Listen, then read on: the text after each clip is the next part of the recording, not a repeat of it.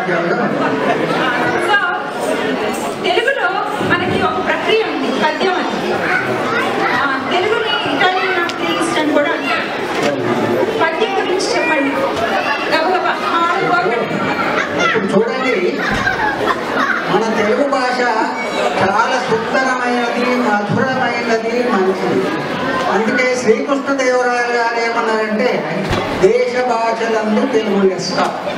అంటే మొత్తం భారతదేశంలో ఉన్నటువంటి భాషలలో అంటే 14 లిఖితపూర్వకంగా ఉన్నటువంటి భాషలు, దానిలన్నిటిలో కూడా తెలుగు భాష చాలా మధురమైంది, సుందరమైంది. ఇది అందరికీ తెలిసిన విషయమే.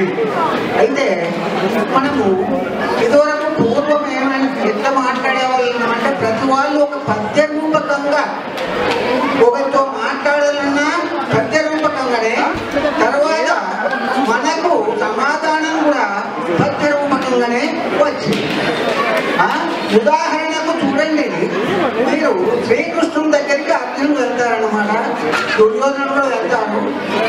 మొదలు కాళ్ళ దగ్గర అర్జునుడు కూర్చుంటాడు, తర్వాత శిరస్సు దగ్గర మన దుర్యోధనుడు కూర్చుంటాడు.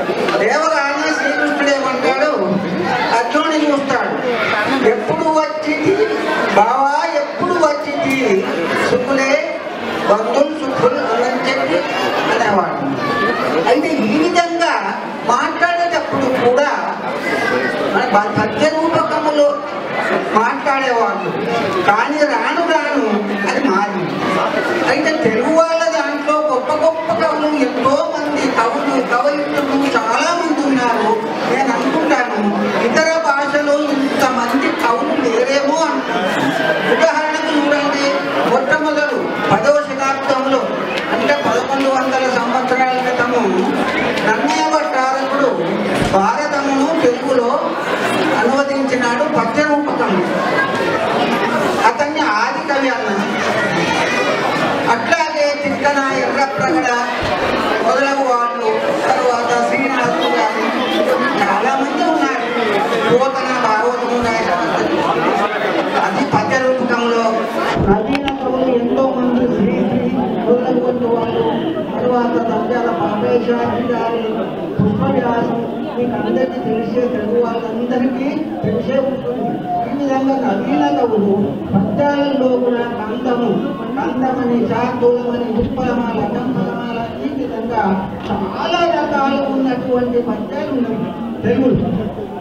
ఇతర భాషలో ఉన్నట్టు నేను ఒక హై స్కూల్కు ప్రధానోపాధ్యాయునిగా నేను పనిచేశాను. మరి నాకు తెలుగు పైన కానీ భాషల పైన కానీ నాకు చాలా ఉత్సాహం ఉంటుంది. కానీ ఏ భాషలో కూడా ఇన్ని రకాలైనటువంటి పద్యాలు ఉన్నట్లు నాకు మాత్రం తెలియదు. తెలుగులో అనేక తర్వాత ఇప్పుడు నవీన కవులు కొత్త కొత్త మార్గాలను, కొత్త కొత్త పథకాలలో పద్యాలను రాయడం ప్రారంభించినారు. అందుకొరకు మనము అందరము తెలుగు వాళ్ళము కనుక తెలుగును అనుమానించడమే కాకుండా మన పిల్లలతోటి తెలుగులో మాట్లాడడం నేను చెప్పాలి. మీరు తెలుగులో మాట్లాడితే వాళ్ళకి తెలుగు వస్తుంది. కానీ చాలా మందిని ఇక్కడ చూశాను, పిల్లలకు తెలుగు రాదు. తల్లిదండ్రులు తెలుగు వాళ్ళు, మనమందరం తెలుగు వాళ్ళము. అయినా కూడా పిల్లలకు తెలుగు మాట్లాడడం రాదు, కొంతమందికి అర్థం కాదు, కొంతమందికి అర్థమైతే తెలుగులో సమాధానం చెప్పడం రాదు.